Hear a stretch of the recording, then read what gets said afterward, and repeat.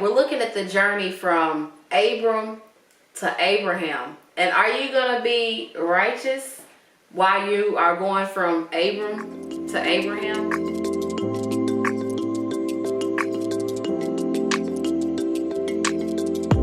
When we were looking at this topic and we were discussing it, I don't think that I ever equated, will you still be righteous with Abraham? But he's a good example of it. We thought so, and Paul thought so. But for some reason, we didn't make the connection until God was like, hey, look at this. Sometimes you got to be called into it. The Lord draws your eye to this particular thing that you've never noticed before. But it's very obvious after you think about it. You're like, oh, okay, Lord, now what's that got to do with me?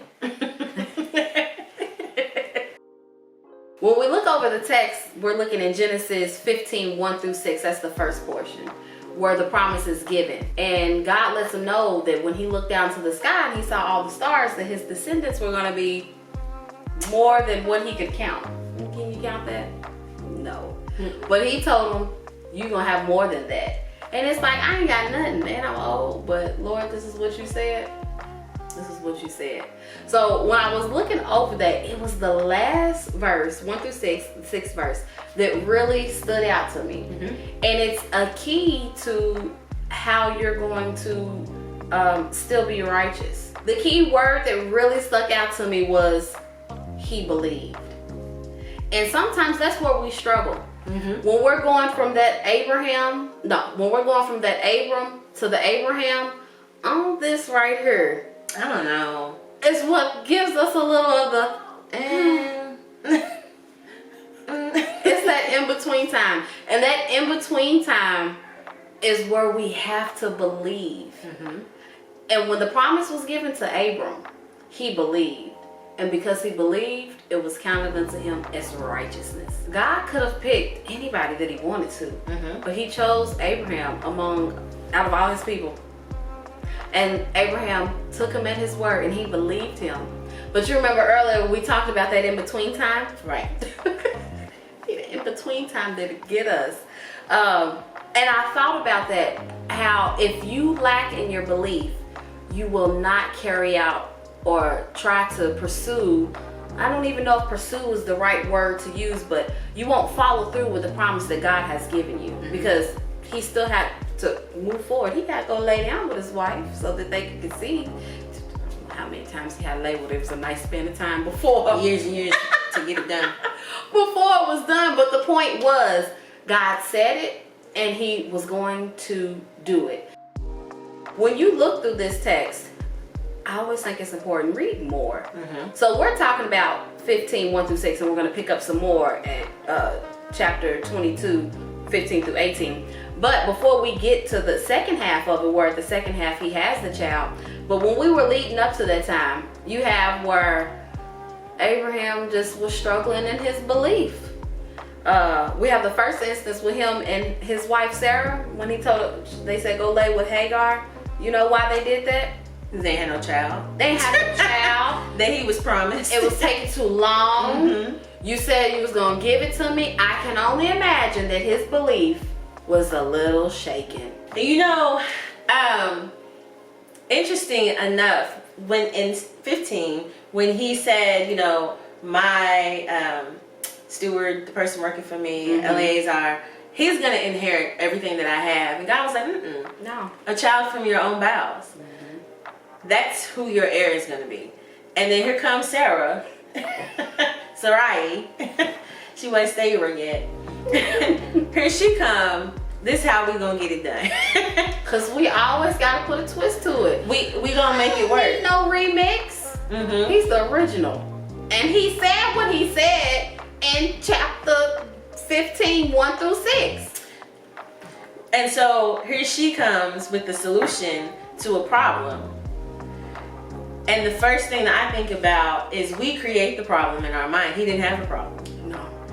When we created a problem. We perceived the problem where there wasn't one. And that's where we get shaky sometimes. We got a promise.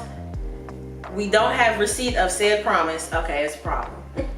If we're struggling in our belief in what God has told us, we won't respond right. Right. And Abraham and Sarah did not respond right when they had Abraham delayed with the handmaiden.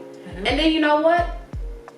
Instantly, after she got pregnant, she was mad. It didn't even take long. Like you said, if you don't respond right, you're going to create a problem where there should have been a promise. Right. And as soon as the problem arrived, she was mad and was fussing at him about it. It's your fault. And so when we don't respond, when we're in the right spot with God, things will go right. But when we move things around, things go left. Right. And the whole center of that is the belief. If your belief is not solid, if it's not on a sure foundation, you won't respond right. So that's a good thing for us to even check ourselves and look at ourselves. Lord, am I believing right? Is my trust in you? Am I following through? Am I doing what you told me to do? Am I not in my own way? Because the answer to all of that with Abraham and Sarah right now was no. They were in their own way, doing their own thing. They were struggling to believe that what God said and how God said it was going to come to pass. And we'll do the same thing. Another instance where we see that Abraham was struggling with his belief. God, you gonna cover me? What you gonna be here for me? I'm gonna take care of this myself. Never mind. So they went out and they find themselves over journeying towards where Abimelech is. And he gets there and he's like, Sarah, baby, tell him you my sister, not my wife. Lying, because he was scared. Now, the whole guy who just told you he gonna give you a baby, you ain't got no baby, and then made you this grand promise in what you believe. If he can bring babies out of nothing, why he can't protect you? Why he can't protect you? He promised you all the land. All types of promises gone forth, but I believe all that stuff, Lord. But you can't handle Abimelech. He's strong. Not stronger than God. But that's how we are. We'll trust God in this area, in that area, and with this. But right here, Lord, I don't know. His belief was a little shaky. And it showed. And got the man aligned. Telling people that his wife was his sister. Well, this is a sidebar. We were talking about this beforehand. It's always in the Bible. And some people like telling half-truths. Or a half lie and think that it's, it's just so I'm telling the truth a little bit. No. Half of the truth is a whole lie. Because technically, Sarah really was his sister. They had the same father. They didn't have the same mother. He left out the fact that they were married and put the whole other nation at jeopardy. And the Lord had to step in and help him. And then he had to step in and help. Because you're making a mess. Y'all making a mess here. And I think, didn't Abimelech say, why you do that? Yes! Why you tell me that? And then I was afraid. Come on now. But that's what we do. We get fearful and we get irrational. And we do things that are totally against what we're supposed to believe. The difference between the situation with Abimelech are in situations where we doubt. And so we make a decision for ourselves. And what happened in the 15th chapter when Abram questioned God's response, when he was like, fear not, don't be worried. I'm your great reward. I've got great blessings for you. And he asked, God, what are you gonna do for me? And sometimes we don't want to question God. We don't want to ask the question. We don't want to ask for reassurance. We want to pretend like we believe and we have faith. And I'm ready to do something really bad right now. Sometimes you just need to go to God and say, my situation looks sketch. How are you going to help me? And he might not lay it out for you as plainly as he did for Abram, but he can bring the comfort or the peace or the reassurance that you need versus when you fake the funk and you try to wing it and it's all bad. Right. The opposite of belief is doubt. So if you're not believing wholly, then you are doubting. And that's a good time to go to God. So those were instances where Abraham, he kind of was a little faulty. He didn't respond right. But he does redeem himself. Woohoo! Much growth does take place. He learns from it. The promised child does come. He did receive the promised child. And that's where we pick up in 22, where he's going to worship. And he's told to sacrifice his son. So what? Yeah. So, the promise? That one you gave me? Yeah. Just that one? Give it back? Are you sure? Yes. Give it back. Important to note that Abram didn't do what we did, because that's what we do. Wait a minute. You want what? No. I just got it. In fact, it says, when the Lord told him to take his son, it don't say Abram said nothing back. It says Abraham, now, he got up early in the morning, packed up and went. And that was it. God had proved himself to him so much, where in this area, I guess there was no more questioning. Right. Concerning this promise that you had gave me, I believe you wholly now. And I believe you so much that despite the fact that this sounds crazy, I'm going to yet follow through. And that's where you hear people, there are like certain things people say that, you know, you're like, I don't know. But that's like radical faith. Right. I'm out here with you, Lord. Whatever you taking me through, I know you with me. And I'm going to do it. So he went to go prepare the sacrifice, which was supposed to be his son. Tied him up, put him down, and had his arm ready. Straight. And God stepped in right then and there. And I can only, in my mind, you know, as I'm looking at this, I can just feel the joy that God would have. Not that he's going to kill his son. I know it kind of sounds strange. Oh, she was happy he's about to kill his child. No, not that.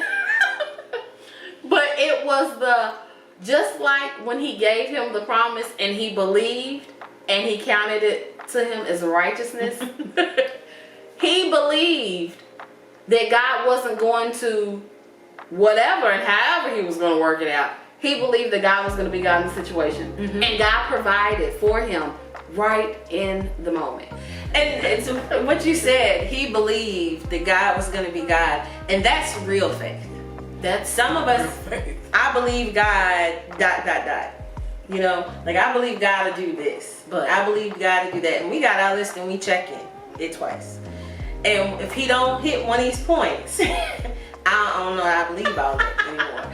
And so our faith is conditional, which is not faith. Whereas Abram went from Abram to Abraham and he became a man of faith, and to where his faith was not conditional anymore. No. I just believe God. He told me to do this. He has promised me these things. I believe him. I believe his promise. And whatever he does, not whatever I do, but whatever he does, I believe that. And the other instances with Hagar and Abimelech, you know, the belief wasn't all the way intact and it showed. But right here, when it came to sacrificing your son, it was set. His belief was set. It was solid. And he knew God's going to provide. And you know how you know that he knew? When they went up, before they went up to worship, and they told the other man to stay behind, he said, we're coming back. Yep. We're coming back. He didn't say, I'm coming back. So me and the boy will be back. We're coming back. So whatever it was that God was going to do, he believed him enough that he knew he was going to work it out. When we believe right, it'll keep us in right standing with God. Abraham was willing to sacrifice because he believed God will provide. And when we sacrifice and we're believing God for what it is that he has told us, will we do right? Will we act right? Will we obey? So just like in the first set of scriptures, we looked at verse 6 where it talked about the believed. That stood out to me. When we look at this set of scriptures, 22, when we go down to 18, obeyed is really what stuck out to me. Because thou hast obeyed my voice. when God makes promise to us, when we read God's word, if we believe it wholly, we will obey. But if there's something that causes us to doubt, if it's something that have us wavering, it'll keep us from obeying. So how do we respond in our in-between time and our receive time? We have to believe, and we have to believe unto obedience.